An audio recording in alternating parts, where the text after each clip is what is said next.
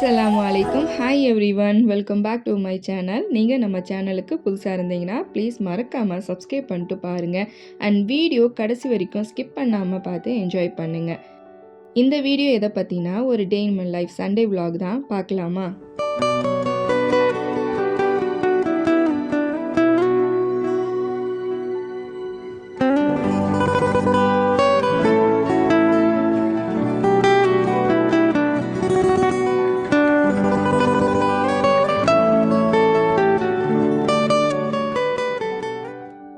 எல்லாரும் எப்படி இருக்கீங்க? எல்லாரும் சூப்பராக ஹெல்த்தியாக இருப்பீங்கன்னு நான் நினைக்கிறேன். இன்ஷா அல்லாஹ் நாங்களுமே இங்கே சூப்பராக இருக்கோம். சண்டே மட்டும் கண்டிப்பாக பிஸியாக தான் இருக்கும். அன்றைக்கி ஃபுல்லாக வீட்டில் க்ளீனிங் ஒர்க் ஏதாவது நடந்துக்கிட்டே இருக்கும். இல்லை ஏதாவது நான்வெஜ் வாங்கிட்டு வந்தால் சமைக்கிற வேலை இருக்கும். சண்டே அதுவும் இன்றைக்கி காலையில் செடி எல்லாமே க்ளீனிங் ஒர்க் பார்க்க ஆரம்பித்தாச்சு. ஏன்னா மணி பிளான்ட் செடி கீழே வேர் அதிகமாக விட்டுருக்கு. அதில் நிறைய ஃபங்கஸ் இருந்ததா, அதனால் அதெல்லாம் கட்டிங் ஒர்க்லாம் பண்ணிட்டு இருந்தோம்.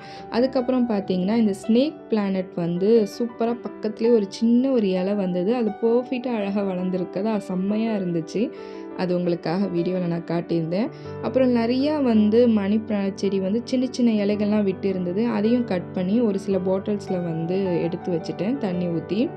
இன்றைக்கி சீக்கிரமாக காலையிலே பால்கார அண்ணா வந்துட்டாங்க. ஸோ பாலும் வாங்கி காய்ச்சிட்டு கொஞ்சம் தயிர் ஒரு குத்தலான்னு சொல்லி அதுவுமே சூடு காட்டி வச்சுட்டேன். வீட்டிலே பசும்பாலில் நான் உரக்கத்தி வச்சுருவேன். அதுக்கப்புறம் என்னங்க, மார்னிங் பிரேக்ஃபாஸ்ட்டு ரொம்ப சிம்பிள் தான். லெஃப்ட் ஓவர் இட்லி, நேற்று நைட்டு சுட்டு இட்லி கொஞ்சம் எக்ஸ்ட்ராவே மீந்துருச்சு. அது இந்த மாதிரி செஞ்சுட்டேன். ஒரு 11:30க்கு மேலே தான் மீன் மார்க்கெட் போயிருந்தோம். நான் ஒரு இடத்துல வாங்குவேன்னு சொல்லிட்டு ஒரு வீடியோவில் நான் சொல்லியிருந்தேன்ல, அந்த கோட்டக்குப்பம், அங்கே தான் மீன் மார்க்கெட் வந்திருந்தேன். நான் மீன் சாப்பிட்டே கிட்டத்தட்ட ஒரு 20 நாள் மேலே இருக்கும்னு நினைக்கிறேன். சிக்கன் மட்டன் டக்குன்னு வாங்கிடலாம், மீன் மட்டும் அவ்வளோ சீக்கிரம் வாங்க முடியல. ஏன்னா எங்கள் சைடில் கிடைக்காது. அது கொஞ்சம் தூரம் போய் நாங்கள் வாங்கணும். வீக் டேஸில் எங்களால் மீன் மார்க்கெட் போக முடியாது. அதனால சண்டே அப்போ ஃப்ரீனா ஃபிஷ் மார்க்கெட் போய் ஃபிஷ்லாம் வாங்கிட்டு வருவோம். ஒரு வாரத்துக்கு தேவையானதை நாங்கள் வாங்கி ஸ்டோர் பண்ணிக்கிறது. 2 நாளைக்கு ஒரு தடவை சாப்பிட்டுக்க வேண்டியதான். அதனால் இந்த வாட்டி நண்டு, எறா, மீன் 3மே வாங்கியாச்சு. என் ஆளுக்கு நண்டு வேணும்னு சொல்லிட்டாங்க. அதனால் இன்றைக்கி ஃபஸ்ட்டே க்ளீன் பண்ணிவிட்டு அந்த நண்டை உடனே சமைச்சிடணும். மறுநாள் சமைக்கக்கூடாது. அதனால் நண்டு கிரேவி தான் வைக்க போகிறேன். எறா மட்டும் எடுத்து ஸ்டோர் பண்ணி வச்சுட்டேன். மீனையும் இன்றைக்கி நல்லா ஃபுல்லாக ஃப்ரெஷ்ஷாக இருந்ததால் க்ளீன் பண்ணிவிட்டு ஒரு 2 மீன் மட்டும் பொரிச்சிட்டேன். ஒரே நாளில் இது எல்லாம் நாங்கள் காலி பண்ணிட மாட்டோம். ஒரு வாரத்துக்கு தேவையானதை வாங்கி வச்சுக்குவோம். 2 நாளைக்கு ஒரு தடவை சமைச்சு சாப்பிட்டுக்கிறது. எறா இன்னும் நாள் செய்யலான்னு சொல்லிட்டு அதுவுமே ஒரு பாக்ஸில் ஸ்டோர் பண்ணி எடுத்து வச்சுட்டேன். அப்புறமா அதை க்ளீன் பண்ணிக்கலான்ட்டு. ஏன்னா நான் சமைக்க ஆரம்பித்ததே 1 மணிக்கு மேலே தான் சமைக்கவே ஆரம்பித்தேன். வெளியே போயிட்டு வந்ததால் கொஞ்சம் டைம் ஆகிடுச்சு. நான் ஒரு பக்கம் இதை க்ளீனிங் ஒர்க் பண்ணிகிட்டு இருக்கும் போது என் ஆள் எனக்காக சூப்பராக வெங்காயத்தக்கால்லாம் நறுக்கி கொடுத்துட்டாங்க. சூப்பராக வேலைவும் முடிஞ்சிடுச்சு ஈஸியாக. நம்ம கூட இந்த மாதிரி சின்ன சின்ன வேலை அந்த சண்டே அப்போ கொஞ்சம் ஹெல்ப் பண்ணுவாங்க. பயங்கர ஹாப்பியாக இருக்கும். அவங்க சின்ன சின்ன ஹெல்ப் அவங்க பண்ணுறதால எனக்கு வேலையும் கொஞ்சம் ஈஸியாக முடிஞ்சது. இந்த மந்த் நான் லூஸில் இந்த சீரக சம்பா அரிசி வாங்கியிருந்தேன். அது லூஸில் வாங்கும்போது இந்த சீரக சம்பா அரிசியில் செய்கிற தேங்காய் பால் சாதம் இதெல்லாம் அவ்வளோ சூப்பராக நல்லா இருக்குமா. அதனால் இன்றைக்கி தேங்காய் பால் சோறு தான் நல்லா குழைவாக செய்ய போகிறேன். இந்த தேங்காய் பால் சோறுக்கு பாஸ்மதி அரிசியோட இந்த சீரக சம்பா அரிசி தாங்க சூப்பரு.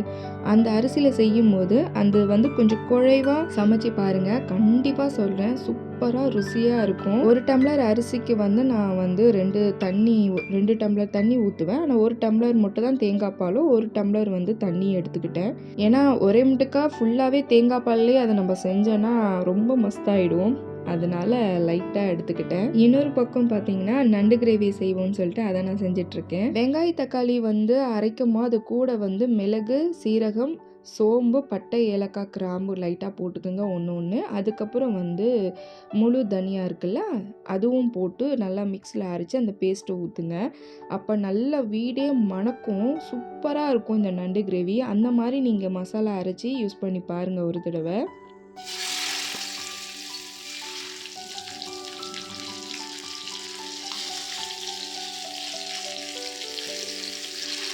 அப்புறம் முக்கியமான டிப்ஸ் பார்த்தீங்கன்னா, இந்த நண்டு கிரேவி செய்யும் போது கண்டிப்பாக கொஞ்சமாவது நல்லெண்ணெய் யூஸ் பண்ணிங்க.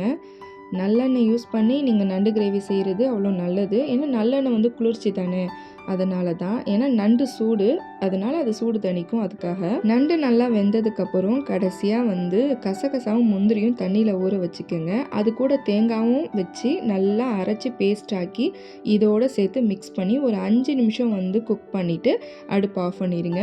உங்களுக்கு தலன்னு சூப்பரான நண்டு கிரேவி ரெடி ஆகிடும். ஒரு ஃப்ரெஷ்ஷாக இருந்ததால் ஒரு 2 மீன் மட்டும் பொரிச்சிட்டு கூடவே வந்து இந்த கிரேவியும் முடிச்சாச்சு அண்ட் தேங்காய் பால் சோறுமே சூப்பராக முடிச்சாச்சு. இந்த ப்ரெட்டு டின் வந்து நான் வாங்கி கிட்டத்தட்ட ஒரு 15 நாள் இருக்கும்னு நினைக்கிறேன். யாழ் வந்து டின்னு வாங்கி நீ அப்படியே செல்ஃபில் எடுத்து வச்சுருக்க, ஒரு நாளாவது ப்ரெட்டு செய்யின்னு சொல்லிகிட்டே இருந்தாங்க. இது செய்கிறது வந்து அவ்வளோ ஈஸி இல்லைங்க. நான் வந்து நிறைய பேர் வீடியோஸ்லாம் பார்க்கும்போது ஓகே இது ரொம்ப ஈஸியாக தெரியுது செஞ்சிடலாம் அப்படின்னு சொல்லி தான் நான் ரிஸ்க் எடுக்க போனேன். இதில் வந்து பயங்கர ஃப்ளாப் பண்ணி வச்சுருக்கேன். அதனால தான் நான் இந்த வீடியோவில் ரெசிபி வந்து நான் மென்ஷன் பண்ணவே இல்லை. நான் பண்ண தப்பு மிஸ்டேக் மட்டும் இந்த வீடியோவில் நான் உங்களுக்கு சொல்கிறேன். ஃபர்ஸ்ட்டு எடுத்தோடனே மிஸ்டேக் பார்த்தீங்கன்னா ஈஸ்ட்டு, அது குவாலிட்டியான ஈஸ்ட்டே இல்லை போல். ஈஸ்ட் வந்து பாலில் வந்து வெதுவெதுப்பான பாலில் போட்டதும் 5 நிமிஷத்துலேயே பொங்கி வரணும். ஆனால் எனக்கு ஈஸ்ட்டு பொங்கி வரதுக்கு 1 hour ஆயிடுச்சுங்க. அப்போவே அது ஃப்ளாப்னு மைண்டில் ஃபிக்ஸ் பண்ணிக்கிட்டேன். இருந்தாலும் நான் விடாமல் இதை நான் ட்ரை பண்ணுவோமேன்னு சொல்லி நான் ட்ரை பண்ணேன். செகண்டு நான் என்ன பண்ண மிஸ்டேக்னு பார்த்தீங்கன்னா, அவங்க வந்து ஒரு 3 கப் அளவுக்கு மைதா மாவு யூஸ் பண்ண சொன்னாங்க. அவ்வளோ மாவு தேவையில்லைன்னு சொல்லிட்டு நான் மாவையும் குறைச்சிட்டேன், ஈஸ்ட்டுமே குறைச்சிட்டேன். ஸோ அவங்க சொன்ன அதே அளவில் நான் செஞ்சுருந்தா கண்டிப்பாக இது பர்ஃபெக்டான ப்ரெட் எனக்கு கிடச்சிருக்கும். பயங்கர ஃப்ளாப் பண்ணிட்டேன். ஒரு வழியாக மாவெல்லாம் நல்லா பிசைஞ்சு ப்ரூஃபிங் ஆக வச்சா அது பொங்கியே வரலைங்க. நான் எந்த அளவுக்கு பிசைஞ்சு வச்சேனோ அதே அளவில் அப்படியே இருந்தது. இருந்தாலும் எனக்கு பொறுமை இல்லை. சரி பரவாயில்ல, மறுபடியும் ஒரு 1 hour வச்சுருவோம் அப்படின்னு பார்த்தோன்னா அப்பையும் பொங்கவே இல்லை. இதுதான் இதுக்கு வந்த வழின்னு சொல்லிட்டு சரின்னு நானும் ப்ரெட்டு செய்யறதுக்கு மாவுலாம் திரட்டி நல்லா சுருட்டி பாக்ஸில் வைக்க ஆரம்பிச்சிட்டேன். சரி பாக்ஸில் வச்சாவது அது ப்ரூஃபிங் ஆகுதான்னு பார்ப்போமேன்னு சொல்லிட்டு ஆர்வமாக எல்லாமே செஞ்சு உள்ளே எடுத்து வச்சுட்டு 1 hour கழித்து நான் பார்த்தேன்னா அதில் மிஞ்சி போனால் வந்து அரை பாக்ஸ் அளவுக்கு மட்டும்தான் எனக்கு வந்து ப்ரூஃபிங் ஆகியிருக்குது.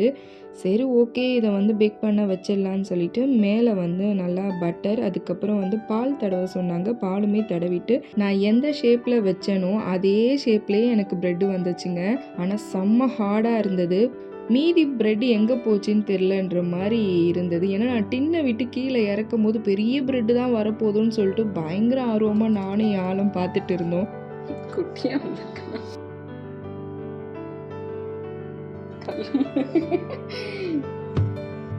இன்னும் கொஞ்சம் மண்ணு போடணும். எதனால இவ்வளோ சிரிப்புனா, நான் இன்னும் கொஞ்சம் மாவு போட்டிருக்கணும் அப்படின்னு சொல்றதுக்கு இன்னும் கொஞ்சம் மண்ணு போடணும்னு சொல்லிட்டேன். அதனால என் ஆளுக்கு அவ்வளோ ஆனந்தம், அவ்வளோ சிரிப்பு. அதை பேசும்போது ஒரு சில வார்த்தைகள் வந்து ஃப்ளோவில் வந்திருக்கும். என்ன செய்யறது, அதை வச்சு என்ன ஃபன் பண்ணிட்டாங்க. உண்மையாலுமே எனக்கே சிரிப்பாக தான் இருந்தது. அனைத்தும் வீணாகிவிட்டதே, இன்னும் பயிற்சி வேண்டுமோ? ஆனால் வந்தது என்னவோ பாதி ப்ரெட்டு தான் வந்தது. ஏன்னா நான் எந்த அளவுக்கு மாவு வச்சேனோ அதே அளவுக்கே எனக்கு ப்ரெட்டு வந்திருக்கு. பயங்கர ஃப்ளாப் தான். எனக்கு ரொம்பவே கஷ்டமாக போயிடுச்சு. செம்ம ஃப்ளாப் ஆனதால ரொம்ப கஷ்டமாயிடுச்சு. இருந்தாலும் நான் விடவே இல்லை. மறுபடியும் நான் 2 நாள் கழிச்சு இதே ப்ரெட்டை வேற ஒரு நல்ல கம்பெனி பிராண்டட் வந்து நான் ஈஸ்ட் வாங்கி நான் செஞ்சேன். அண்ட் பர்ஃபெக்டான ப்ரெட் எனக்கு வந்துச்சுங்க. இந்த ப்ரெட் எப்படி செஞ்சேன்னு சொல்லிட்டு நான் குட்டி விலாகில் உங்களுக்கு நான் சொல்கிறேன். அதுக்கப்புறம் நானும் யாழும் வெளியே போயிருந்தோம். சுல்தான்பேட்டு மெயின் ரோட்டில் நிறைய ஹோட்டல்ஸ் இருக்கும், உங்களுக்கே தெரியும். அங்கே ஒரு சில ஹோட்டல்ஸில் வந்து நூடுல்ஸ் சூப்பராக இருக்கும். யாழ் நூடுல்ஸ் வேணும்னு சொன்னதால் அவங்களுக்கு வந்து நைட் டின்னருக்கு நூடுல்ஸ் தான். ஸோ அங்கே வாங்கிட்டு அதுக்கப்புறம் வந்து மாலுக்கு போயாச்சு. மாலில் வந்து கீழே பிக் பஸாரில் வந்து டேட்ஸ் இதெல்லாம் வந்து கொஞ்சம் ஒரு சில இதெல்லாம் வந்து ஆஃபர்ஸ் போட்டிருக்காங்க. அல்ஹம்துலில்லாஹ் இப்போ நோம்பு வர ஸ்டார்ட் ஆக போகிறதால நோம்புக்கு தேவையான பொருளுமே பர்ச்சேஸ் பண்ண வந்திருந்தோம். ஒரு சில டேட்ஸுமே வாங்கியிருந்தோம், நட்ஸ்லாம் வாங்கியிருந்தோம். ஒரு சில ஃப்ரூட்ஸு இதெல்லாம் வாங்க வேண்டிய வேலை இருந்ததால் அதுவுமே வாங்க வந்தாச்சு. அப்புறம் யாளுக்கு இந்த பீனட்ஸு, மயோனஸ், அப்புறம் ஜாம் இதெல்லாம் ரொம்பவே பிடிக்கும். தினம் வாங்குறது கிடையாது, மந்த்லி ஒன்ஸ் அது எப்போயாவது வாங்குவேன் காலி ஆயிடுச்சுன்னா. இந்த மாதிரி நிறைய டேட்ஸ் வந்து இங்கே இருக்குது. ஸோ நீங்கள் மாலுக்கு வந்தீங்கன்னா, பாண்டிச்சேரியில் நீங்கள் இருக்கீங்கன்னா மாலுக்கு வந்தால் பிக் பஸாரில் பாருங்கள், நிறைய டேட்ஸ் வச்சுருக்காங்க, நிறைய ஃப்ளேவரில் இருக்குது. பாலடை பாயாசம் ரெசிபீஸ்லாம் நான் பார்த்தேன். செம்ம டெம்ப்ட் ஆயிடுச்சு. இது எப்படி செய்யணும்னு சொல்லிட்டு பார்த்தா, இது ரொம்பவே ரிஸ்க்கான வேலை போல. பச்சரிசி எடுத்து, மாவு எடுத்து, அதுக்கப்புறம் அவிச்சு பண்ணணுமா. அதுக்கு நம்ம ரெடிமேடா இந்த மாரிலாம் விக்கிது. ஸோ, இதில நம்ம ட்ரை பண்ணி பார்ப்போமேன்னு சொல்லிட்டு வாங்கியிருந்தேன். இது எங்கெங்கேயோ நான் தேடுனேங்க. எனக்கு கிடைக்கவே இல்ல. இப்ப தான் எனக்கு கிடைச்சது. ஸோ, அதனால வாங்கியிருந்தேன். அதுக்கப்புறம் கொஞ்சம் ஃப்ரூட்ஸ்லாம் வாங்கியிருந்தேன் வீட்டுக்கு. ட்ராகன் ஃப்ரூட்ஸில வந்து ஒரு வீடியோ போட்டிருந்தேன். அதில வந்து 3.1K அளவுக்கு வியூஸ் போயிருந்தது. செம்ம ஹாப்பிங்க. நான் ஊர சுத்தி வீடியோ போட்டா அந்த அளவுக்கு வரல. குட்டி விளாக் போட்டாலுமே எனக்கு அந்த அளவுக்கு வியூஸ் வரல.